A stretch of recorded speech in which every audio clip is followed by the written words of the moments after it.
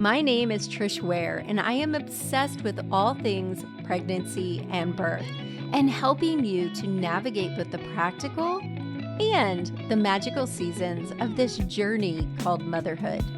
I'm an all day coffee sipping mama of 7. I've had the amazing privilege of delivering many babies in my 15+ year career as a labor and delivery nurse and as a mama of 7. I'm here to help you take the guesswork out of childbirth so you can make the choices that are right for you and your baby. Quick note, this podcast is for educational purposes only and does not replace your medical advice. Check out our full disclaimer at the bottom of the show notes. Good morning and welcome to The Birth Experience with Labor Nurse Mama, your go-to podcast for moms and moms-to-be who are navigating this incredibly amazing journey of pregnancy. I'm Trish, and you may know me as Labor Nurse Mama. I am here to guide you through the weeks of 14 to 16 of your pregnancy. Whether it's your first time or you're like me and you've had a ton of kids, you're a seasoned pro, there's always something new and exciting and happening during these weeks. And I know that with each of my pregnancies, I was still researching and reading and wanting to know because it's not like you're like, oh, yeah, I've done this before. I remember what's happening at week 14. No, you totally forget because now you're a mom and you have kids.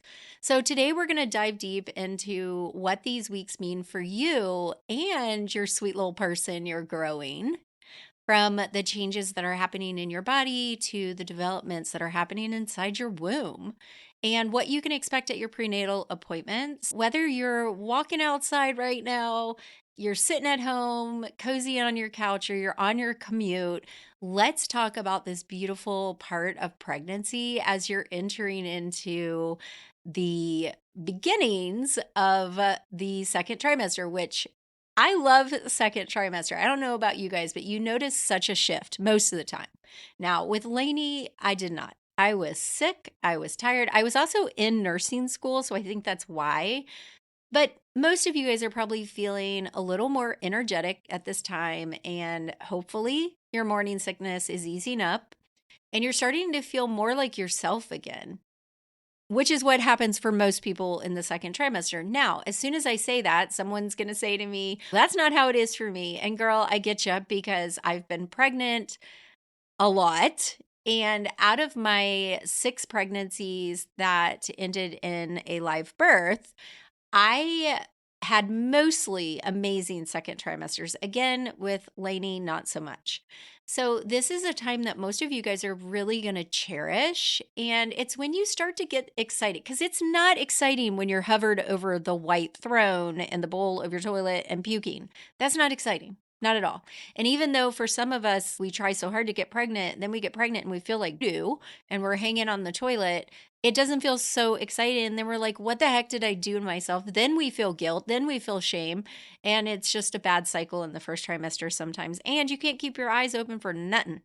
So now, as you're in the second and you're starting to feel excited and connections with this growing little baby inside of you, your body is unbelievable and it is doing so much work. So if your partner comes home or your mom calls you, your mother-in-law, and they're giving you grief about being tired, you need to turn around and say, hey, I was building a baby today. What did you do?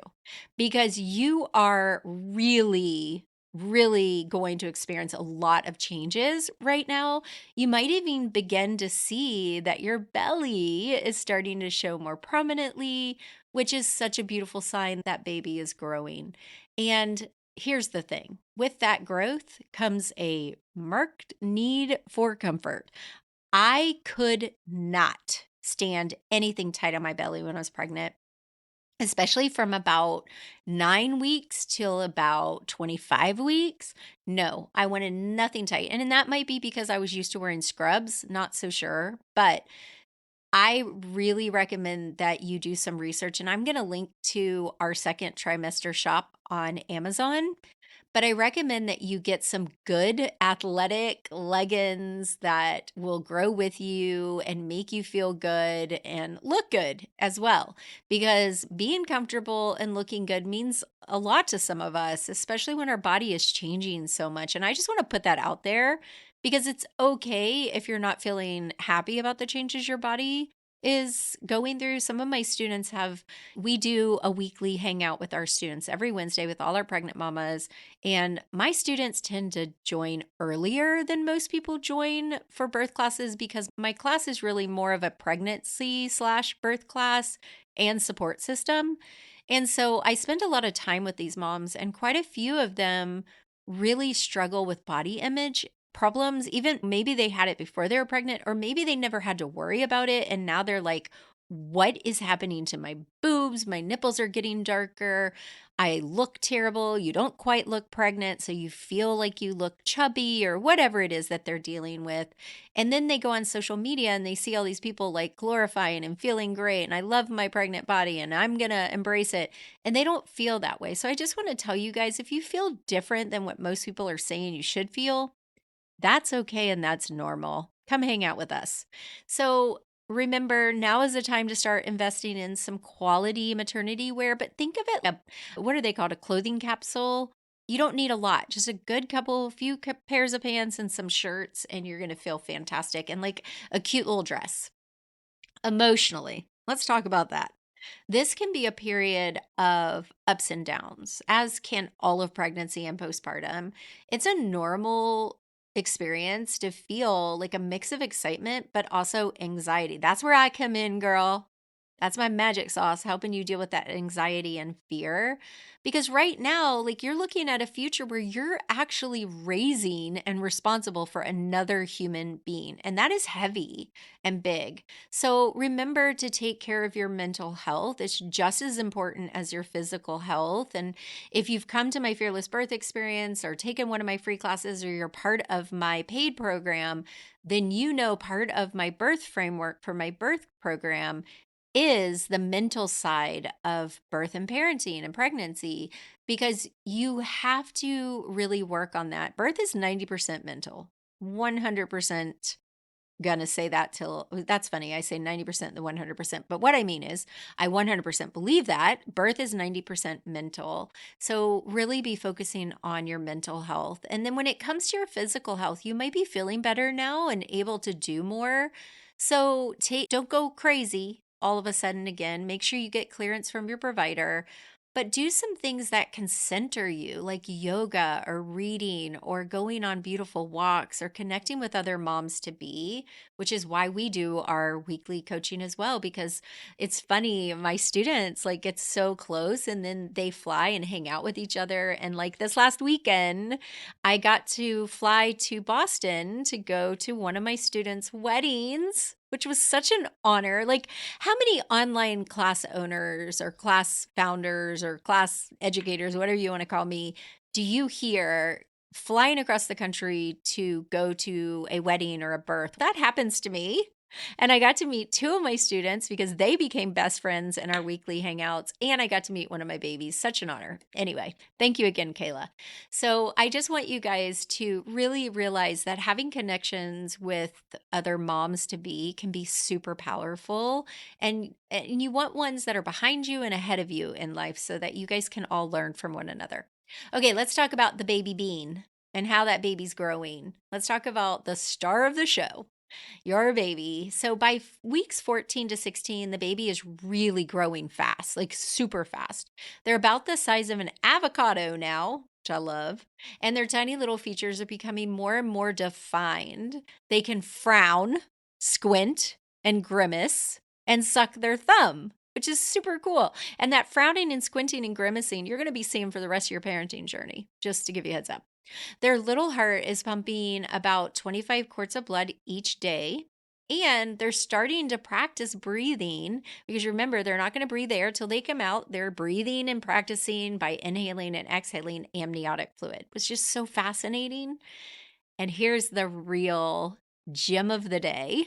You're going to start feeling some first movement soon.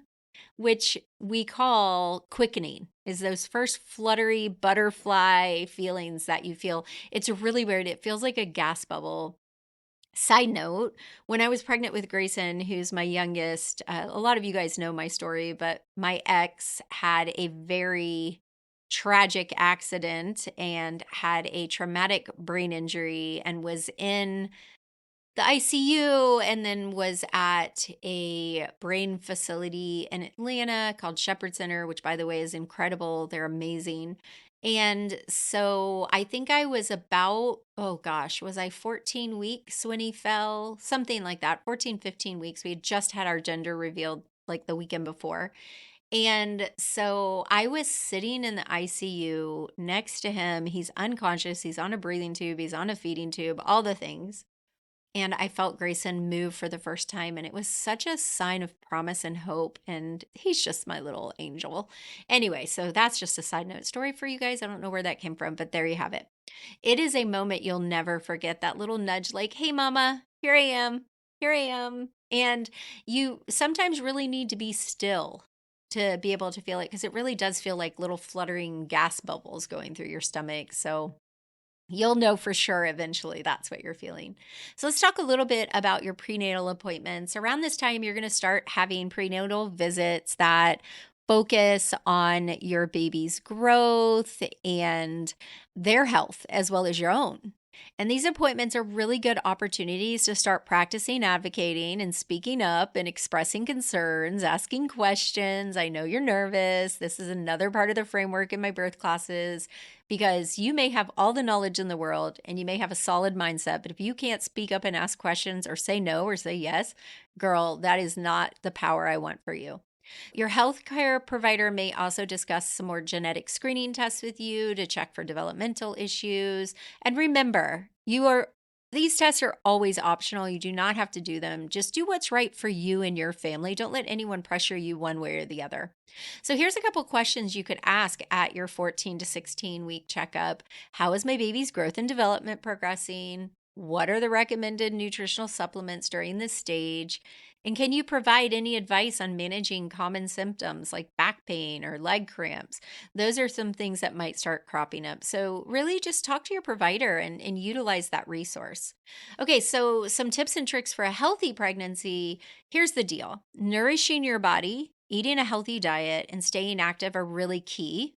So focus on a balanced diet that's rich in things that are coming from the ground, fruits, vegetables, whole grains, and lean proteins. And if you're up for it, get out and do some movement. Find some movement that you love, whether it's gentle exercise like walking or maybe prenatal yoga, but something, because it honestly can help you feel so much better. It can help you with the exhaustion, and it can help you with your mood. And it also preps you for birth, because that's important as well.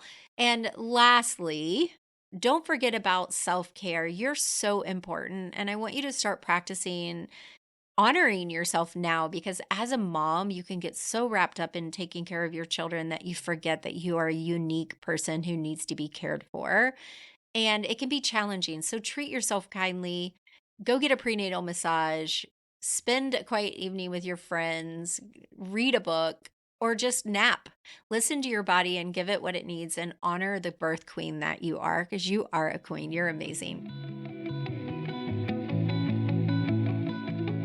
Okay, so as we wrap up today's episode, remember this: every pregnancy is unique. So whether this is your first or your fourth, cherish the moments, journal, document, take some pictures of yourself, listen to your body, and don't hesitate to reach out to us for support. We answer all our DMs on Instagram. We do have a bot that goes insane. We call her Trish Bot. She's got a mind of her own.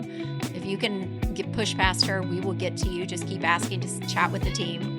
And if you found today's episode helpful, please share it with other mamas and moms to be.